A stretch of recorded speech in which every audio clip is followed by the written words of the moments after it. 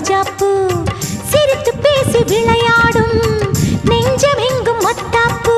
இன்னும் மந்திவானில் பச்சை கிளி கூட்டம் என்ன சொல்லி பறக்கிறது. நம்மை கண்டு நானே இன்னும் கொஞ்ச தூரம் தள்ளி தள்ளி போகிறது.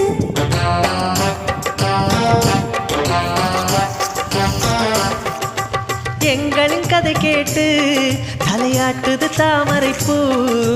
மயிலே நாம் ஆடிய கதையை நீ பேசு.